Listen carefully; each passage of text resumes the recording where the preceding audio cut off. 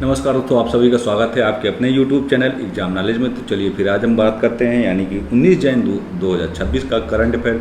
जैसे आप सबको पता है कि डेली हमारी जो करंट की जो क्लास होती है वो डेली बेसिस पे होती है, ठीक है। तो प्लीज़ इसीलिए आप लोगों से रिक्वेस्ट करते रहते हैं कि आप हमारी जितने भी करंट की जो क्लासेस होती हैं उसको आप ज़रूर देखिए। बहुत सारे करंट क्लासेस ऐसे होती है, बहुत ही इंपॉर्टेंट होती हैं आपके आने वाले जो एग्ज़ाम हैं।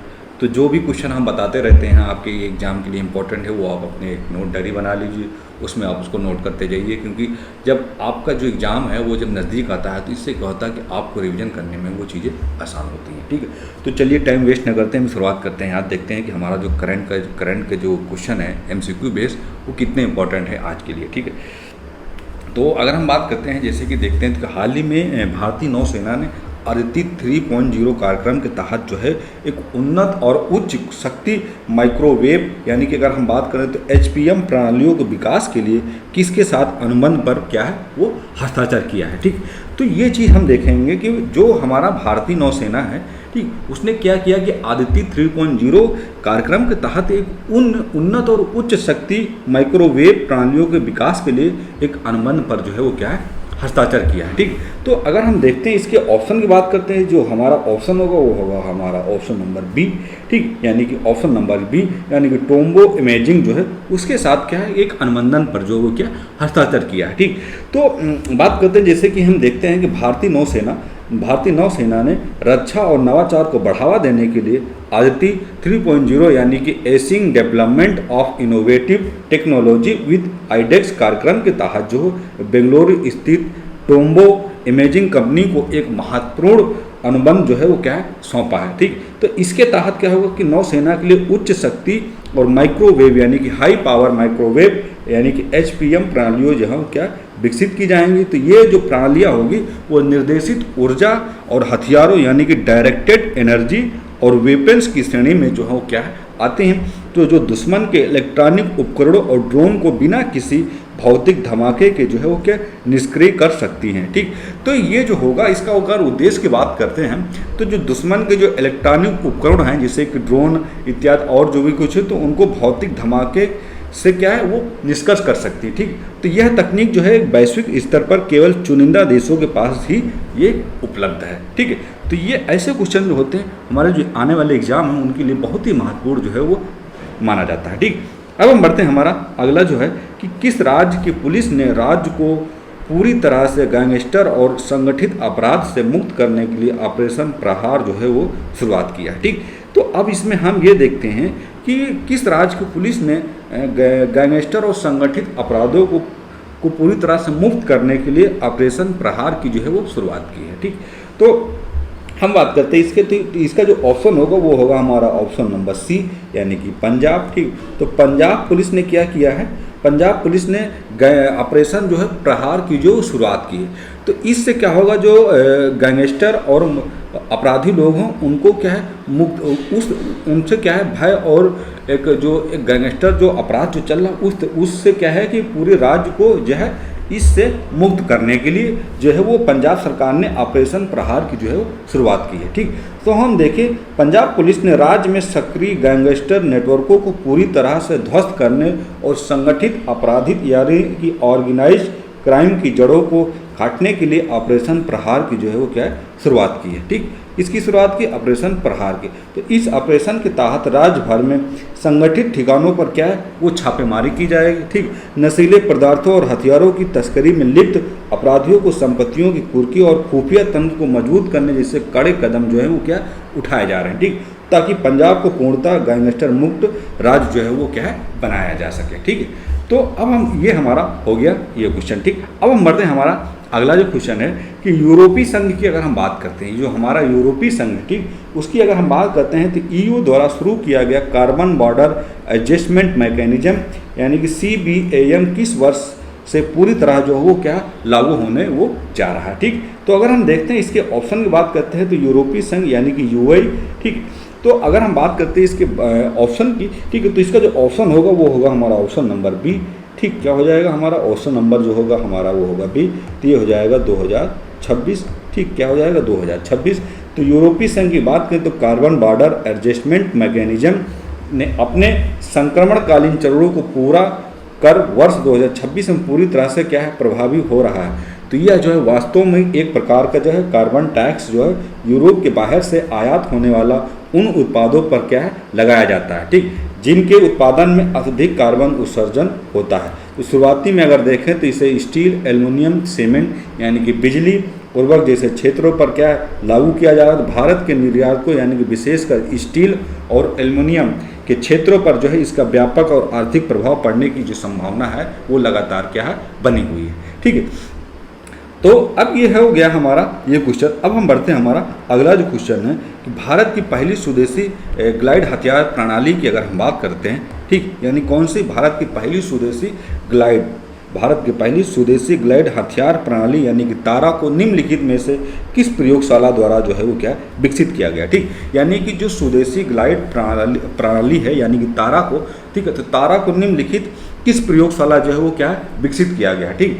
तो हम इसमें ये देखते हैं जैसे कि इसमें ऑप्शन तो 4 हैं, ठीक। तो अगर हम देखते हैं इसके सही आंसर की, ठीक, तो इसका जो सही आंसर होगा वो होगा हमारा ऑप्शन नंबर बी, ठीक, तो यानी कि RCI और DRDO द्वारा, ठीक, किसके द्वारा, RCI, ठीक, और DRDO द्वारा जो है वो क्या विकसित किया गया है, ठीक। तो DRDO की अगर बात करें तो हैदराबाद स्थित प्रमुख प्रयोगशाला जो है वो वहाँ पर स्थित है। तो रिसर्च सेंटर इमारत यानी कि RCI ने अन्य सहयोगी प्रयोगशालाओं के साथ मिलकर भारत की पहली और पूर्णतः स्वदेशी ग्लाइड हथियार प्रणाली की बात करते हैं, यानी कि तारा को सफलतापूर्वक क्या है डिजाइन और क्या है विकसित किया गया है, ठीक। तो यह जो प्रणाली है यह पारंपरिक यानी कि अनगाइडेड वायर हेड्स को अत्यधिक और सटीक निर्देशित यानी कि प्रिसिशन गाइडेड हथियारों में क्या है वो बदल सकती है, ठीक। तो जिससे क्या होगा दूर बैठे ही जमीनी ठिकानों को अचूक और सटीकता और अधिक घातकता के साथ जो है वो क्या है नष्ट किया जा सकता है, ठीक। तो यानी कि ये जो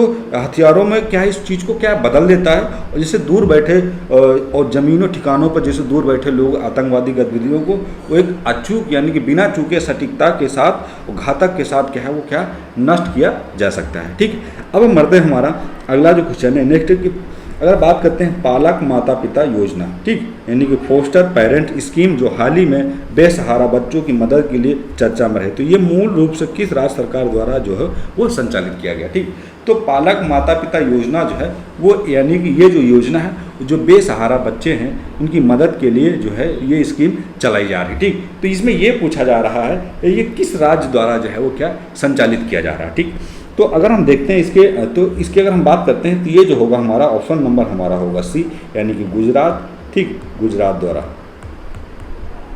ये हो जाएगा हमारा गुजरात द्वारा जो है ये पालक माता पिता योजना जो है वो चलाई जा रही है। तो गुजरात सरकार द्वारा पालक माता पिता योजना यानी कि अनाथ और समाज के बेसहारा बच्चों को एक सुरक्षित और पारिवारिक माहौल देने के लिए चर्चा में ये बना हुआ है, ठीक। तो इस योजना के तहत जो है 18 वर्ष तक के, ठीक, यानी कितने एक एज ली देगी 18 वर्ष तक, उसके बाद आप खा कमा सकते हैं, ठीक, उसके बाद आप खा कमा सकते हैं, ठीक। तो 18 वर्ष तक कि अनाथ बच्चों की देखरेख करने और उनके रिश्तेदारों या दत्तक अभिभावक यानी कि जो उनकी जो देखरेख एक संरक्षण के रूप में उनको, ठीक, तो दत्तक अभिभावकों को सरकार द्वारा प्रति माह जो है 3,000 की वित्तीय सहायता प्रदान की जाती है। कितनी प्रदान की जाती है वो की जाती 3,000 रुपये वित्तीय सहायता, ठीक, हर माह जो है 3,000 रुपये प्रति माह जो है दिया जाता है, ठीक। तो हाल ही रिपोर्ट के अनुसार अगर हम बात करते हैं गुजरात का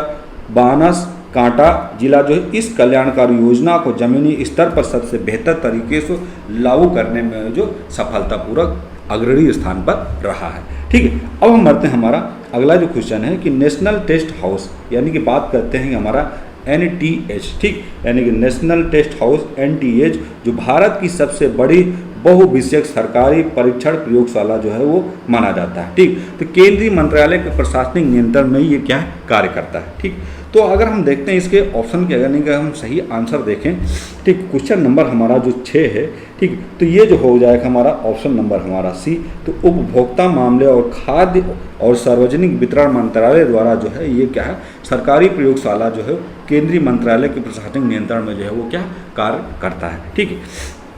तो अगर हम देखें तो नेशनल टेस्ट हाउस यानी कि NTH भारत सरकार की उपभोक्ता मामले यानी खाद्य और सार्वजनिक वितरण मंत्रालय के तहत संचालित एक शीर्ष स्थान जो है वो क्या है माना जाता है। यह देश के विभिन्न औद्योगिक यानी कि व्यापारिक और वाणिज्यिक इकाइयों के लिए जो है वो क्या है गुणवत्ता और परीक्षण आंकलन यानी कि कैलिब्रेशन और गुणवत्ता मूल्यांकन सेवाएं जो है वो क्या प्रदान करती। तो हाल ही में अगर हम देखें तो औद्योगिक मानकों और आम उपभोक्ताओं के लिए सुरक्षा प्रमाणन को आधुनिक बनाने के कदमों के कारण जो है वो NTH सुर्खियों में जो क्या है रहा है। ठीक, यानी कि NTH की बात करते हैं हम तो वो हो जाएगा हमारा नेशनल टेस्ट हाउस। ठीक है, तो अब हम बढ़ते हैं हमारा अगला जो क्वेश्चन है कि भारत और उज्बेकिस्तान के बीच आयोजित होने वाले सैन्य सहयोग की डस्ट लीग 2026 के बाद। ठीक, ये क्वेश्चन जो है इससे पहले भी करंट में आ चुका, हम बता चुके हैं, लेकिन हम बता देते हैं क्योंकि ये क्वेश्चन रिपीटेड बहुत बार हो रहा है, तो ये आपके एग्जाम के लिए जो है वो इंपॉर्टेंट हो सकता है। ठीक है, तो ऑप्शन नंबर हमारा हो जाएगा सी, यानी नामगन उज्बेकिस्तान में जो इसका आयोजन जो है वो डस्ट लीग का वो किया जा रहा है। ठीक, तो द्विपक्षीय रक्षा सहयोग को मजबूत करने के लिए सैन्य शक्ति अभ्यास डस्ट लीग 2026 का जो आयोजन है वो उज्बेकिस्तान के नामगान में क्या है ये किया जा रहा है। तो इस सैन्य अभ्यास का जो मुख्य उद्देश्य की बात करें तो दोनों देशों के बीच आतंकी विरोधी अभियानों को क्या है कंट्रोल करना और पर्वतीय क्षेत्रों में जो युद्ध का जो कौशल और अंतर है उसको संचालनीयता यानी कि इंटरोपरेबिलिटी को क्या है वो बढ़ावा देना है। ठीक है, अब हम बढ़ते हैं हमारा अगला जो क्वेश्चन है कि हाल ही में किस राज्य सरकार ने नवीकरणीय ऊर्जा निवेश को आकर्षित करने और कार्बन फुटप्रिंट को कम करने के लिए ग्रीन हाइड्रोजन नीति जो है वो 2026 को क्या है मंजूरी दे दी है। ठीक, नवीकरणीय यानी कि रिन्यूएबल एनर्जी की बात करते हैं तो उसमें क्या है निवेश करने यानी कि निवेश को आकर्षित करने और कार्बन फुटप्रिंट को कम करने के लिए ग्रीन हाइड्रोजन नीति 2026 को क्या है मंजूरी दे दी गई है। ठीक, तो अगर हम बात करते हैं इसके ऑप्शन की तो इसमें कौन सा राज्य है तो ये जो हो जाएगा हमारा ये हो जाएगा हमारा ऑप्शन नंबर बी यानी कि गुजरात। ठीक, तो गुजरात सरकार ने गुजरात सरकार ने जो है मंजूरी दे दी। तो हरित ऊर्जा यानी ग्रीन एनर्जी के क्षेत्र में एक वैश्विक हब बनने की दिशा में जो है वो क्या कदम बढ़ाते हुए गुजरात सरकार ने क्या किया कि अपनी ग्रीन हाइड्रोजन नीति जो है 2026 की जो है क्या घोषणा कर दी। तो इस नीति के तहत राज्य में ग्रीन हाइड्रोजन ठीक और उसके डेरिवेटिव्स के उत्पादन के लिए निवेश करने वाली कंपनियों को विशेष प्रोत्साहन जो है सब्सिडी यानी कि जो कंपनियां वो निवेश करेंगी उनको प्रोत्साहन और सब्सिडी के तौर पर भूमि आवंटन में भी क्या है छूट दी जाएगी। ठीक, तो गुजरात आगामी वर्षों की अगर हम देखें तो देश के कुल ग्रीन हाइड्रोजन उत्पादन में एक बड़ा हिस्सा हासिल करने का वो जो लक्ष्य है वो क्या है रखता है। ठीक, तो ये हो गया हमारा ये क्वेश्चन। ठीक, अब हम बढ़ते हैं हमारा अगला जो क्वेश्चन है कि हाल ही में जारी ग्लोबल इकोनॉमिक आउटलुक की अगर हम बात करें 2026 में तो मिड ईयर अपडेट रिपोर्ट्स के किस अंतर्राष्ट्रीय संगठन द्वारा जो है वो जारी की जाती है। ठीक, यानी कि अगर हम देखें हमारा जो ग्लोबल इकोनॉमिक आउटलुक 2026 की जो रिपोर्ट है तो मिड ईयर अपडेट रिपोर्ट जो है वो किस अंतर्राष्ट्रीय संगठन द्वारा जो है वो क्या है जारी की जाती है। ठीक, तो अगर हम देखें तो इसका जो ऑप्शन होगा वो होगा हमारा ऑप्शन नंबर सी, तो ये हो जाएगा हमारा IMF यानी इंटरनेशनल मनी फंड अंतर्राष्ट्रीय मुद्रा कोष द्वारा जो है वो रिपोर्ट जो है वो ये जो है जारी की जाती है। ठीक, तो वैश्विक आर्थिक समीक्षा की अगर हम बात करें यानी ग्लोबल इकोनॉमिक आउटलुक 2026 की अगर जारी रिपोर्ट के अनुसार अगर हम देखें तो IMF ने भू राजनीतिक तनावों और बदलती व्यापार नीतियों और विभिन्न देशों की राजकोषीय स्थिति का विश्लेषण करते हुए वैश्विक विकास दर का जो अनुमान है वो क्या है प्रस्तुत किया। तो इस रिपोर्ट के अनुसार अगर हम देखें तो भारत विपरीत यानी कि वैश्विक परिस्थितियों के बावजूद दुनिया की सबसे तेजी से बढ़ती प्रमुख अर्थव्यवस्थाओं में अपनी स्थिति जो है वो क्या है बनाए हुआ है। ठीक है, अब हमारा जो क्वेश्चन हो गया। ठीक है, तो आज यानी कि हम बात करते हैं जैसे कि हमारा 19 जून का जो हमारा करंट अफेयर था वो बहुत ही महत्वपूर्ण करंट अफेयर था आप लोगों के लिए। तो आपकी जो आने वाले एग्ज़ाम हैं ठीक है जो भी एग्ज़ाम हैं स्टेट लेवल या सेंट्रल गवर्नमेंट लेवल उसके लिए बहुत ही महत्वपूर्ण इसमें क्वेश्चन जो हैं दे रखे हैं। ठीक है, तो ऐसा करिए आप जब भी हमारी क्लासेस को पढ़िए तो जो आपको करंट के जो क्वेश्चन इंपॉर्टेंट लगे तो वो आप अपनी डायरी में नोट करते जाइए। तो आपका जो एग्ज़ाम जैसे नज़दीक आएगा तो उससे क्या होगा आपको रिवीजन करने में बहुत ही आसानी रहेगी। इससे चीज़ें आपको आसानी से चीज़ें जो हैं वो याद होती जाएंगी। ठीक है, तो हम रिक्वेस्ट करते हैं आप लोगों से प्लीज़ कि आप लोग हमारी क्लास को लाइक करिए, सब्सक्राइब करिए, अपने दोस्तों को शेयर करिए, कमेंट करके बताइए कि जो करंट की जो क्लासेस हैं वो कैसी लग रही है। फिर हम मिलेंगे नेक्स्ट क्लास के साथ। जय हिंद, जय भारत।